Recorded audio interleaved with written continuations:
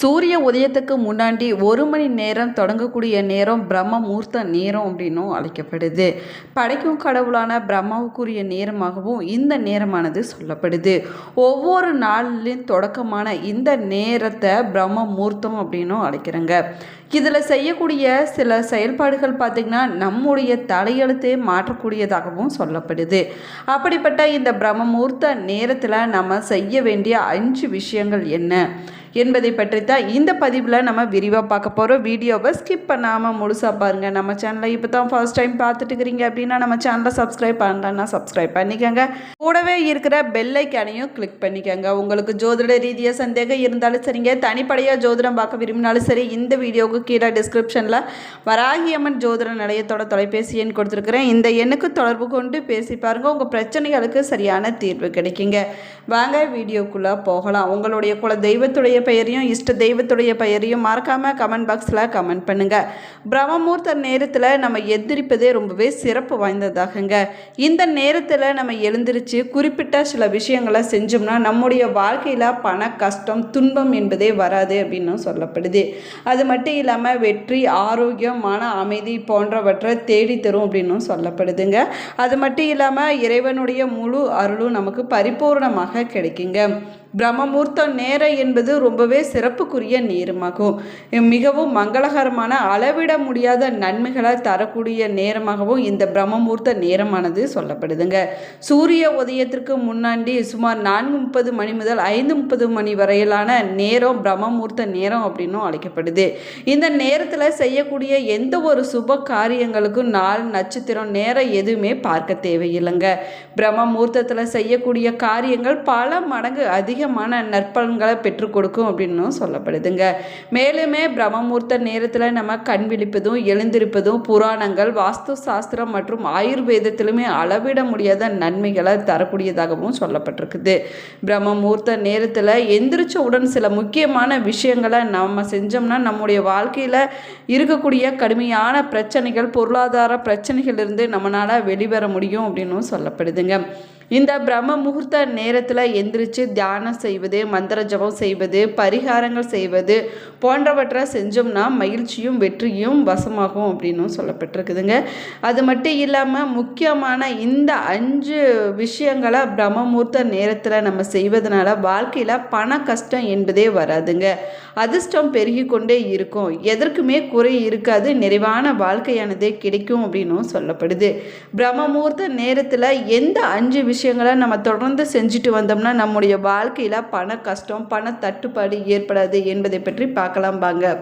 பிரம்ம முகூர்த்த நேரத்தில் நம்ம எந்திரிச்சு குளிப்பதனால எதிர்மறையான ஆற்றல்களானது விலகி வாழ்க்கையில் நேர்மறையான ஆற்றல்களானது பெருகுங்க. பிரம்ம முகூர்த்த நேரத்தில் நம்ம எந்திரிச்சு குளிப்பது பாலில் குளிப்பதும் சமமாகுங்க.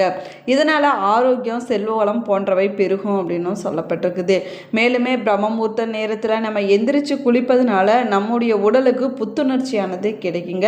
மனமும் அமைதியடையும். நாணத்தையும் பலத்தையும் அளிக்கக்கூடியது ஒருவருடைய வாழ்க்கை செழிப்படைய செய்யும் அப்படின்னு சொல்லப்படுதுங்க. அதனால தான் பிரம்ம முகூர்த்த நேரத்தில் எந்திரிச்ச உடனே குளிக்க வேணும் அப்படின்னு சொல்லப்பட்டிருக்குது. மேலுமே பார்த்தீங்கன்னா பிரம்ம முகூர்த்த நேரத்தில் துளசி செடிக்கு தண்ணீர் ஊற்றி வழிபட வேணுங்க. துளசி தேவியை மனதில் நினைத்து கொண்டு துளசி செடிக்கு முன்பாக ஒரு விளக்கை நம்ம பிரம்ம முகூர்த்த நேரத்தில் ஏற்றி வைக்க வேணும். இப்படி செய்வதனால வாழ்க்கையில் இருக்கக்கூடிய பாவங்கள் அனைத்துமே விலகி விடுங்க. அதிலிருந்து விடுபட முடியும் அப்படின்னு நம்பிக்கையாக சொல்லப்படுது. அது மட்டும் இல்லாமல் காலை நேரத்தில் துளசி செடிக்கு முன்னாடி விளக்கேற்றி நம்ம வைப்பதனால நம்முடைய வாழ்க்கையில் சந்தித்து கொண்டிருக்கக்கூடிய அனைத்து விதமான பிரச்சனைகளும் விலகி விடுங்க. அது மட்டும் இல்லாமல் நம்ம செஞ்சுட்டு வரக்கூடிய தொழில், வேலை, வியாபாரம் ஆகியவற்றில் இருக்கக்கூடிய தடைகளானது விலகி விடுங்க. இந்த பரிகாரத்தை தொடர்ந்து செஞ்சுட்டு வருவதனால நம்முடைய பொருளாதாரத்தில் ஒரு நல்ல முன்னேற்றம் ஏற்படுங்க. வெற்றிக்கான பாதையானது திறக்கும் அப்படின்னு நம்பிக்கையாக சொல்லப்படுது. மேலுமே பிரம்ம முகூர்த்த நேரத்தில் எந்திரிச்சு உங்களுடைய இஷ்ட தெய்வத்தை மனதில் நினைத்து கொண்டு அந்த தெய்வத்திற்கு உரிய காயத்ரி மந்திரங்களை நீங்கள் உச்சரிக்க வேணுங்க. அந்த தெய்வத்தை நினைத்த தியானத்தில் நீங்கள் ஈடுபட வேணும். நீண்ட நேரம் இதை செய்ய முடியல அப்படின்னாலும் கூட பரவாயில்லைங்க. அந்த தெய்வத்தை நினைத்து நீங்கள் சிறிது நேரமாவது தியானம் செய்ய வேணும். அதாவது குறைஞ்சபட்சம் 10 முதல் 15 நிமிஷங்களாவது மந்திரங்களை நீங்கள் ஜபம் செய்ய வேணுங்க. உங்களுக்கு ஏதாவது விருப்பம் நிறைவேற வேணும் அப்படின்னா என்ன நடக்க வேணும், என்ன நினைக்கிறீங்களோ அதை மனதில் நினைத்து கொண்டு பக்தியோடு உங்களுடைய இஷ்ட தெய்வத்தை மனதில் நினைத்து கொண்டு மந்திரங்களை நீங்கள் சொல்ல வேணுங்க. அதுவும் உங்களுடைய விருப்பத்தை விரைவில் நிறைவேற்றி வைக்கும் அப்படின்னும் சொல்லப்படுது. அது மட்டும் இல்லாமல் உங்களுடைய இஷ்ட தெய்வத்துடைய அருளும் உங்களுக்கு பரிபூர்ணமாக கிடைக்குங்க. பிரம்ம முகூர்த்த நேரத்தில் எந்திரிச்சு குளித்து விட்டு உங்களுடைய வழிபாடுகளை வழக்கமான பணிகளை முடித்த பிறகு பறவைகள் இல்லைன்னா பசு மாட்டுக்கு நீங்கள் உணவு வைக்கலாங்க. இதனால் வாழ்க்கையில் அதிர்ஷ்டமும் புண்ணியமும் பெருகுங்க. பறவைகள் விலங்குகளுக்கு நீங்கள் உணவு வைப்பதனால அளவில்லாத புண்ணிய பலன்களானது கிடைக்கும் அப்படின்னு நம்பிக்கையாக சொல்லப்படுது. அது மட்டும் இல்லாமல் வாழ்க்கையில் இருக்கக்கூடிய அனைத்து விதமான தடைகளும் விலகிவிடுங்க. பிரம்ம முகூர்த்த நேரமான அதிகாலை 4:30 மணி முதல் 5:30 மணி வரையிலான நேரத்தில் நீங்கள் எழுந்திருச்சு தியானம் இல்லைன்னா யோகா செய்வது ரொம்பவே முக்கியமானதாகுங்க.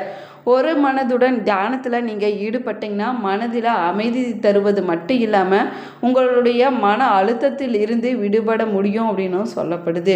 தொடர்ந்து இதை பயிற்சி செஞ்சுட்டு வந்தீங்கன்னா உங்களுடைய எண்ணங்களில் தெளிவும் தியானமும் ஏற்படுங்க. நினைத்து பார்க்க முடியாத அளவுக்கு அற்புதமான பலன்களை உங்களுடைய வாழ்க்கையில் நீங்கள் பெற முடியுங்க.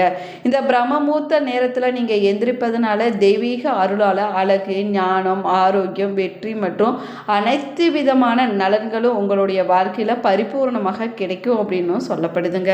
வைகறை பொழுதுல சூரியனிடமிருந்து பூமியை வந்தடையக்கூடிய ஒளிக்கதிர்கள் ரொம்பவே சக்தி வாய்ந்ததாகுங்க. இந்த ஒளிக்கதிர்கள் நம்முடைய உடலில் படும்போது நம்முடைய நரம்புகளுக்கு புது தன்மையானது கிடைக்கும் அப்படின்னு சொல்லப்படுது. அது மட்டும் இல்லாமல் உற்சாகத்தையும் கொடுக்குங்க. நம்முடைய கண்களுக்கு ஆரோக்கியமும் உடல் வலிமையும் கிடைக்கும் அப்படின்னு சொல்லப்படுது. அதனால தான் சூரிய நமஸ்காரம் செய்வது மிகச்சிறந்த வழிபாடு என்று நம்முடைய முன்னோர்கள் சொல்லியிருக்கிறாங்க.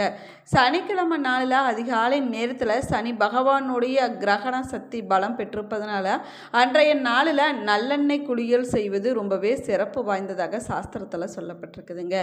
இந்த அதிகாலை நேரத்தில் எந்திரிப்பதனால உடல் சுறுசுறுப்பு அடையுங்க, ஆரோக்கியமாக இருக்குங்க. அது மட்டும் இல்லாமல் சத்தம் இல்லாமலும் பரபரப்பு இல்லாமலும் காரியங்கள் சிறப்பாக முடியுங்க.